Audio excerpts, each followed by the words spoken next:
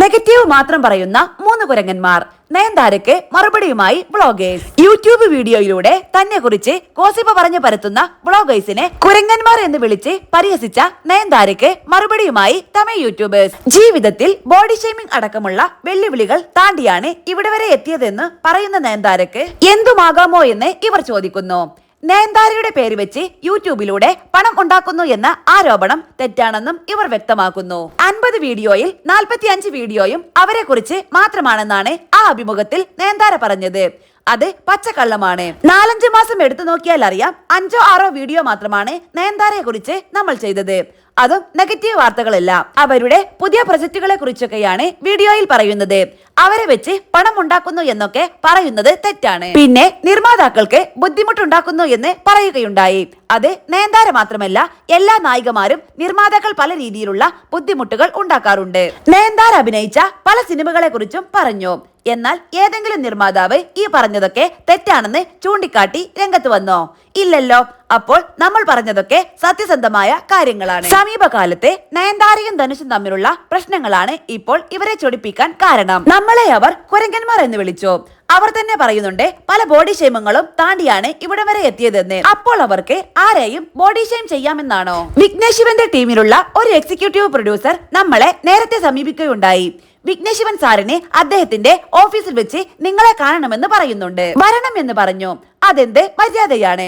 ഒരാൾക്ക് നമ്മളെ കാണണമെങ്കിൽ അവർ നമ്മുടെ അടുത്തേക്കല്ലേ വരേണ്ടത്, അല്ലെങ്കിൽ ഏതെങ്കിലും ഹോട്ടലിൽ കാണാമെന്ന് പറയണം. ആ സമീപനം ശരിയല്ല എന്ന് മുഖത്ത് നോക്കി പറഞ്ഞു. നമ്മുടെ പേരിൽ പോലീസ് കേസ് കൊടുക്കുമെന്നൊക്കെ പറഞ്ഞ് ഭീഷണിപ്പെടുത്തുകയും ചെയ്തിരുന്നു. അങ്ങനെ ആദ്യം മുതലേ ഇവർ നമ്മളോട് ദേഷ്യമുണ്ടായിരുന്നു. ധനുഷ് കേസ് കൂടി വന്നതോടെ ഇത് ഇരട്ടിയായി. യൂട്യൂബേഴ്സിന്റെ വാക്കുകൾ. തമിഴിൽ 3 ആളുകൾ ചേർന്ന് നടത്തുന്ന യൂട്യൂബ് ചാനലിനെതിരെ നയൻതാര രംഗത്ത് വന്നിരുന്നു.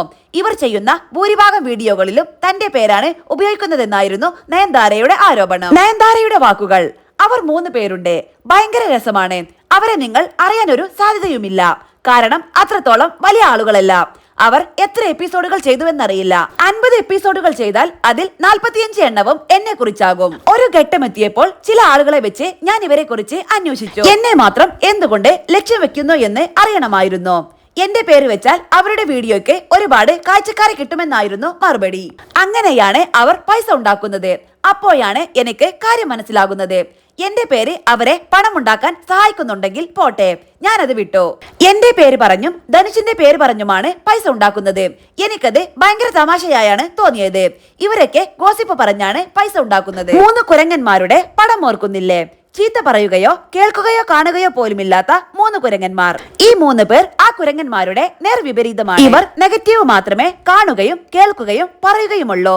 അവരുടെ പേരൊന്നും എനിക്കറിയില്ല. അവരെ പ്രശസ്തരാക്കാനും എനിക്ക് ഉദ്ദേശമില്ല. ഗോസിപ്പ് വീരന്മാർ എന്നൊക്കെ പറയാം. ഞാനത് സീരിയസ് ആയി എടുക്കുന്നില്ല. അവരുടെ സംസാരം കേട്ടാൽ നമ്മുടെ അടുത്തിരുന്ന് ഇതൊക്കെ കേട്ട് പഠിച്ചതാണെന്ന് തോന്നും. ഒരു എപ്പിസോഡിൽ എന്റെ ജീവിതയാത്രയെ കുറിച്ച് പറയുന്നുണ്ട്. അതിലൊരാൾ എന്റെ അച്ഛനെ പോലെയാണ് പറയുന്നത്. നമ്മുടെ കൂടെ ഫ്ലൈറ്റും കാറിലുമൊക്കെ യാത്ര ചെയ്യുന്ന ആളുകളെ പോലെയാണ് അതൊക്കെ പറയുന്നത്. ഇതൊന്നും സത്യമല്ല എന്നതാണ് യാഥാർത്ഥ്യം. എന്തെങ്കിലും പറയുന്നതിന് മുൻപ് വസ്തുതകളെങ്കിലും പരിശോധിക്കുക. പക്ഷെ അവർ തമാശയാണ്. ഇവരുടെ വീഡിയോ കാണുന്ന കാഴ്ചക്കാരും ഇവരെ പോലെ തന്നെയാണ്. കൂടുതലും ബുദ്ധിയില്ലാത്തവരാണ് ആ വീഡിയോ കാണുന്നത്. അങ്ങനെയാണ് അവർക്ക് കൂടുതൽ കാഴ്ചക്കാരെ കിട്ടുന്നതും. ചിലപ്പോൾ ഇതൊക്കെ തമാശയാകും, ചില സമയത്ത് വേദനിപ്പിക്കുകയും ചെയ്യും.